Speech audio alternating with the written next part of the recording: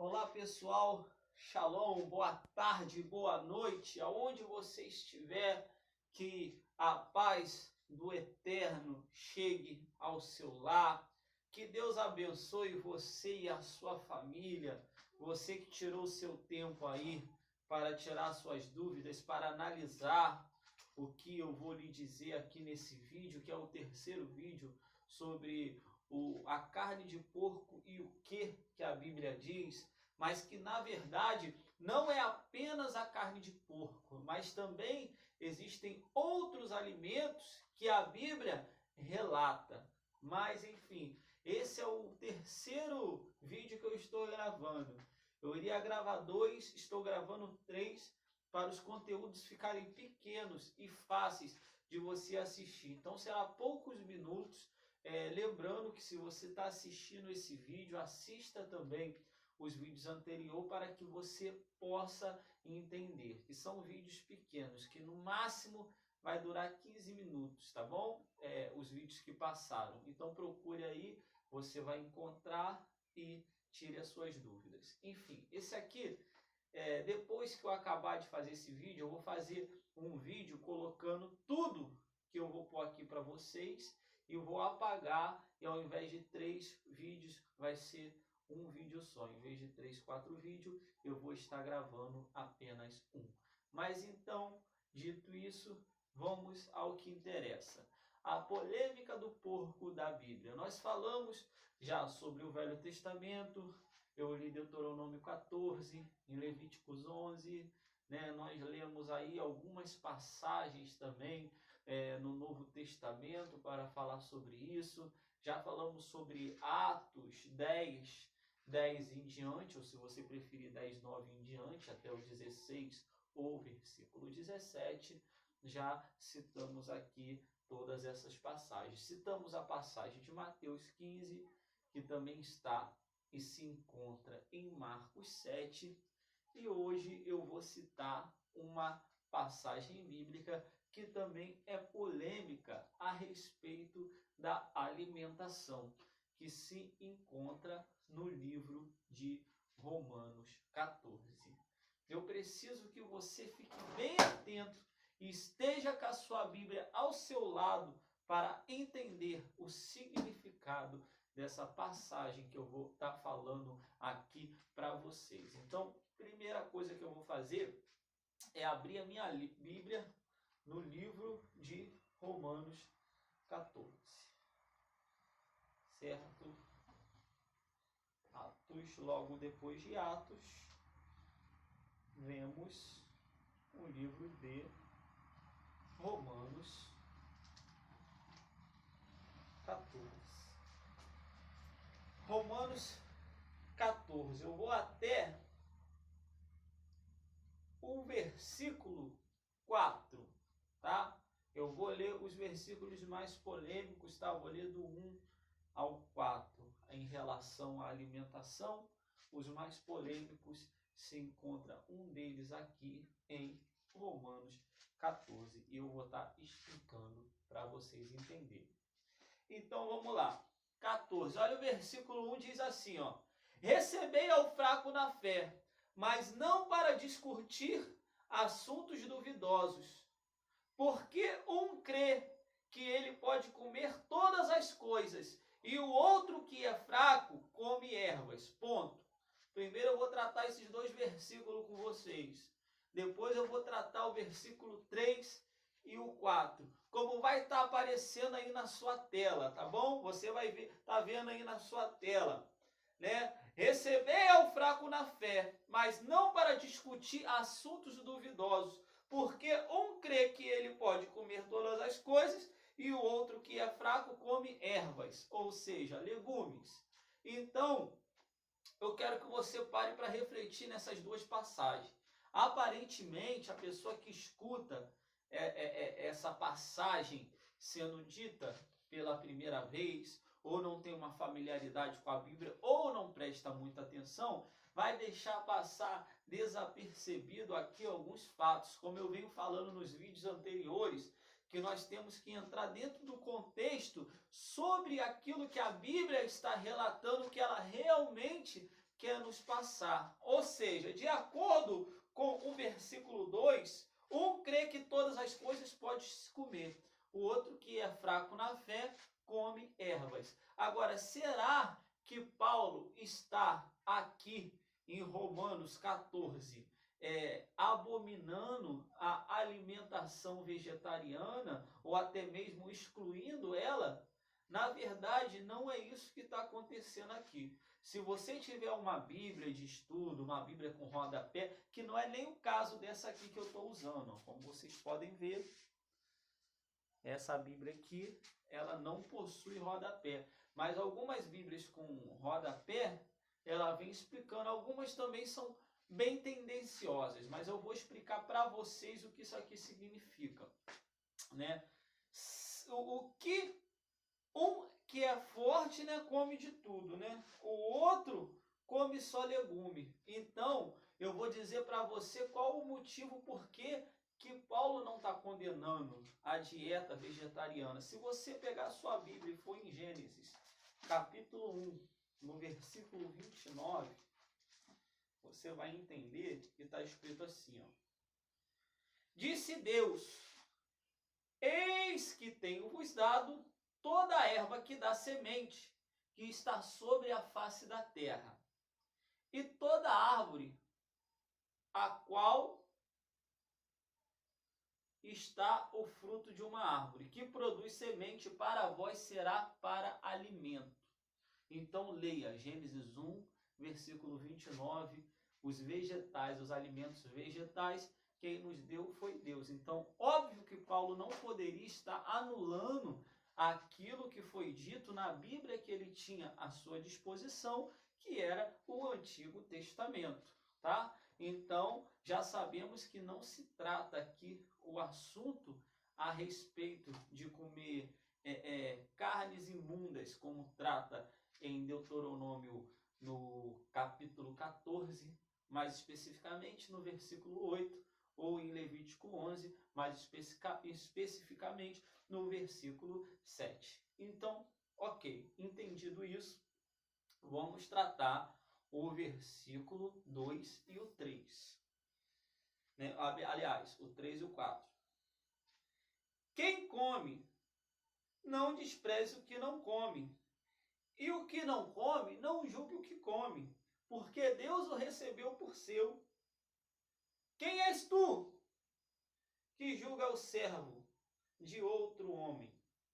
Para o seu próprio Senhor. Ele está em pé ou cai, mas ele estará firme, porque Deus é capaz de fazer ficar de pé. Ok, agora você deve estar dizendo aí, ó, não falei? Eu sabia, né? Calma, gente, calma, calma, que o texto está relatando aqui nada mais do que nada menos sobre a idolatria. Ah, mas como? Agora eu vou responder para você. Antigamente, as carnes eram sacrificadas em templos pagãos. Tá? Isso que eu estou dizendo, estude. Vá mais a fundo e você vai encontrar todas as informações que eu estou te passando aí. Elas eram sacrificadas aos deuses pagãos.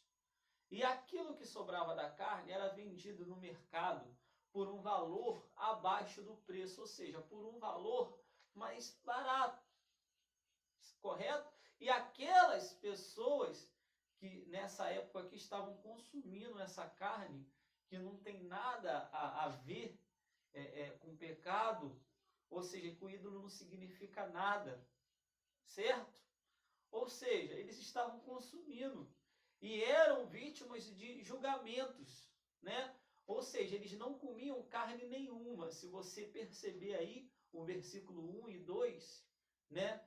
Eles não estavam comendo carne nenhuma, de nenhum contexto, nem de animais limpos, nem de animais puros. Mas por quê? Por causa dessas carnes que eram sacrificadas em ídolos pagãos. Você encontra um exemplo muito bom disso, se você abrir a sua Bíblia, em 1 Coríntios, no capítulo 8, já no versículo 4, você tem um bom exemplo do que estava acontecendo em Romanos 14, né? Mas que você leia Romanos 14 todo, vai dar um desfecho aí muito legal também, tá bom?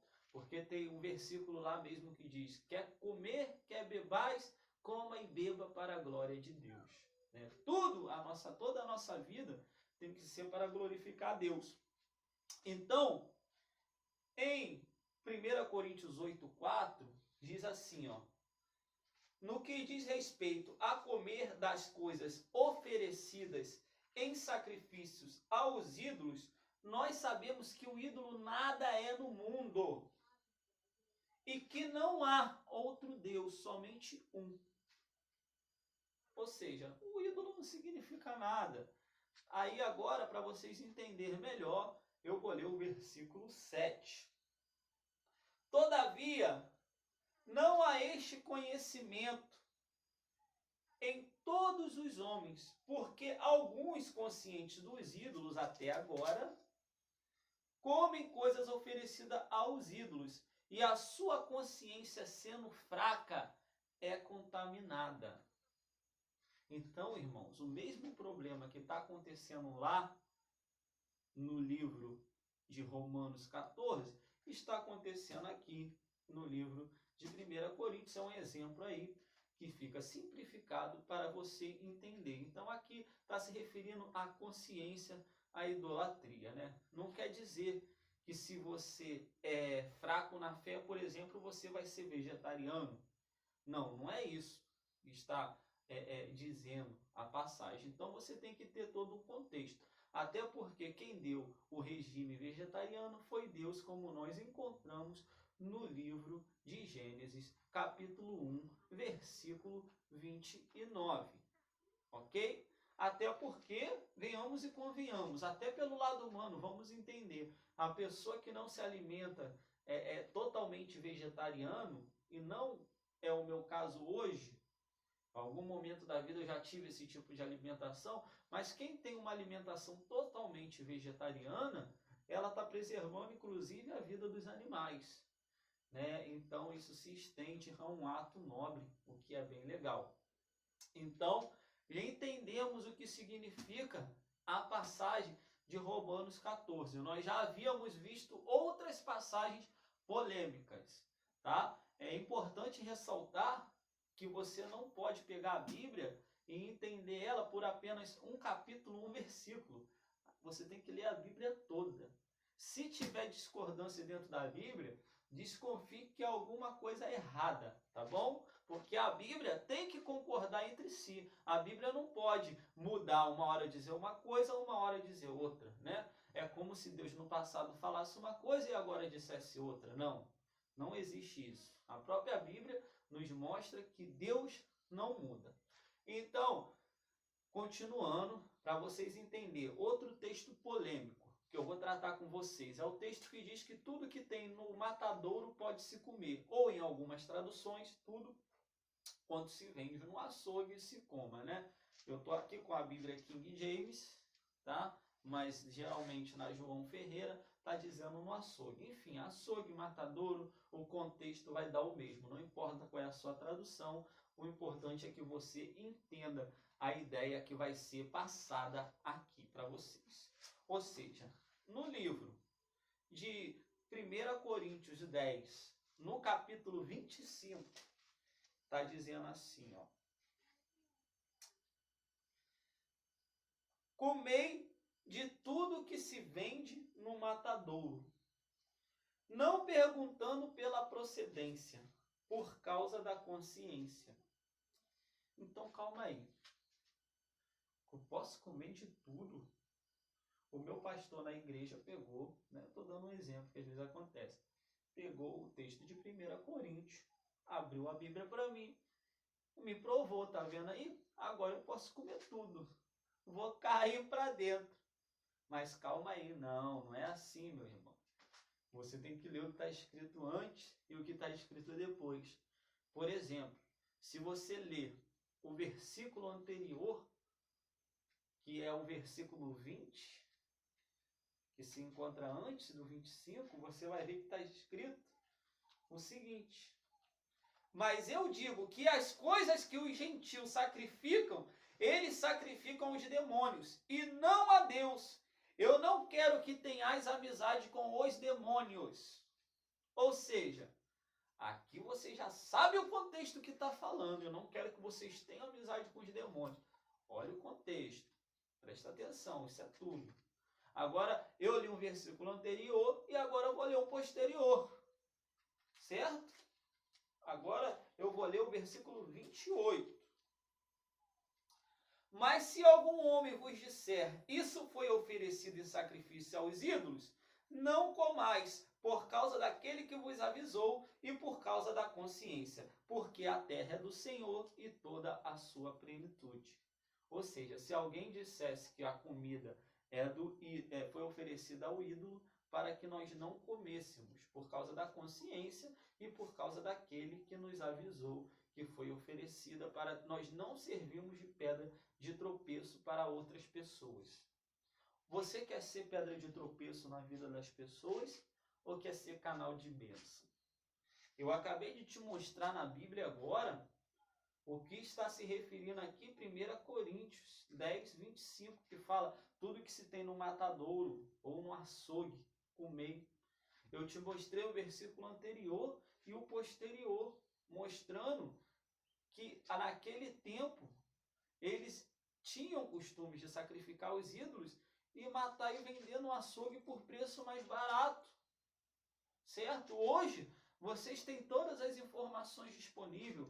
Vocês têm a internet, tem Bíblias de estudo, tem como voltar no tempo, saber como era aquela época, como é hoje, né?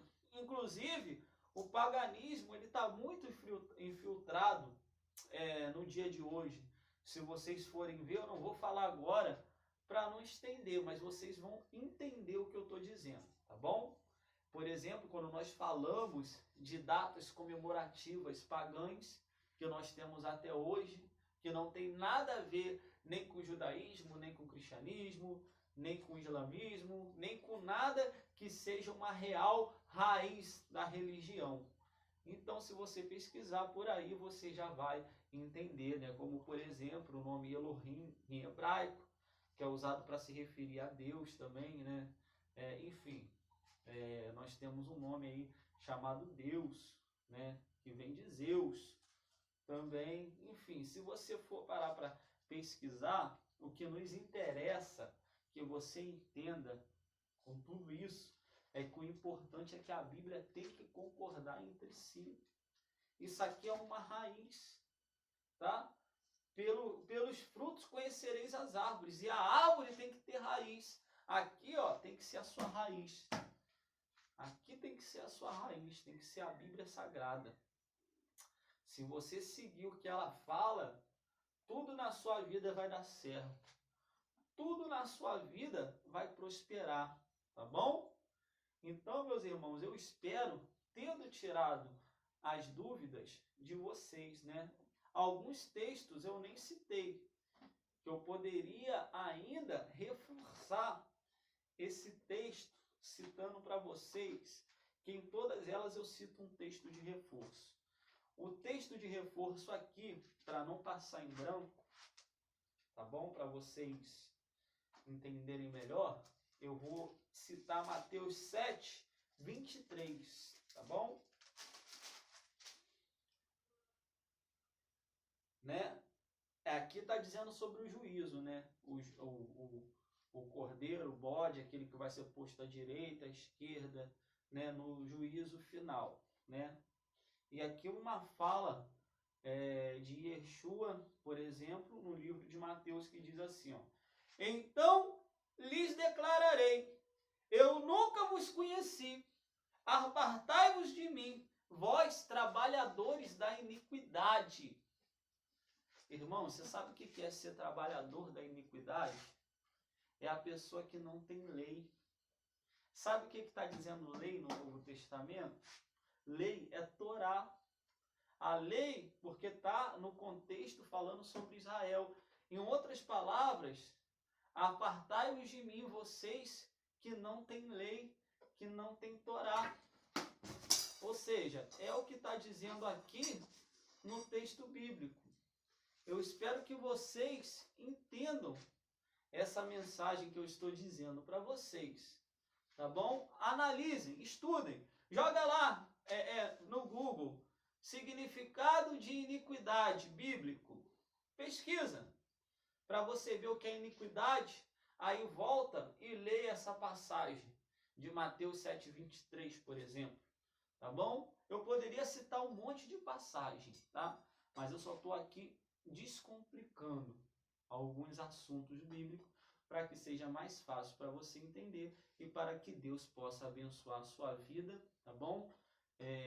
Se for necessário, farei mais um último vídeo falando sobre o assunto, a respeito cientificamente como que isso pode nos denegrir a nossa saúde, né? Mas, enfim, eu espero que esse seja o suficiente. Se não, vocês comentem aí e nós estaremos dando seguimento a esse assunto. Se não, passarei para o próximo tópico. Que Deus abençoe a sua vida, que a paz de Deus alcance o seu lar e a sua família. Deus abençoe a todos vocês.